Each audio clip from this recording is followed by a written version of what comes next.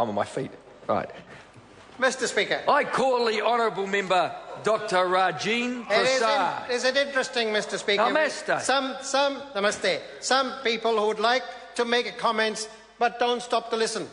Don't stop to listen to the response. That particular member who has not stopped to listen has done that before. He is the sanctimonious person, he is the nasty person, and he won't even face up, and if he does, I'll remind him of his own sanctimony, Mr. Speaker. But that sets me up in a good mood for responding to this particular bill. In the way in which Scott Simpson responded to this bill, I would have thought that the government's approach to the bill might have been principled. What we got was surprising, was indeed lazy itself, because the government's response to the bill, as articulated by Scott Simpson, was one that paid no attention at all to the problem that this bill is trying to address, the one that Jacinda Ardern has put before us.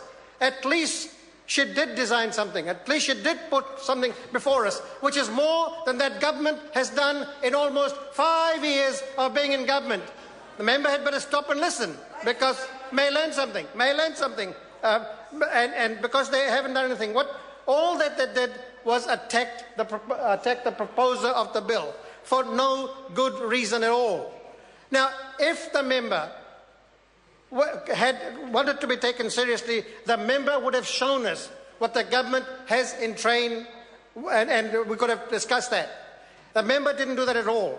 It simply called this, what did he say? It was sloppy and lazy. Well, the response that Scott Simpson gave to this House would have been written by one of those lawyers who, because of some principles unknown to me, actually is against adoption of the modern type of adoption that this bill would, in the end, regulate. And so I don't know who wrote that bill, that speech, Mr. Speaker, but it certainly was an unreasoned attack. It did not provide any solutions, but it did do something. And I wonder whether that member will stand by this. Because you said the proposal that's in the name of a member of the Green Party is a better one. Well, is the government now saying it's going to support that? Is the government now saying that? Because I bet you they're not. There is no program of work. It's been a long time. They're coming to this House, and here is a solution. Actually, I think that the proposal in this bill, proposed by Jacinda Ardern, is actually quite elegant.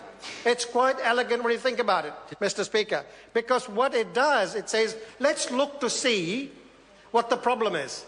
A bill that is 1955. I worked with this bill in my first 10 years as a social worker in the field, and it's still basically the same bill. It does not actually fit the modern environment that one has in adoptions.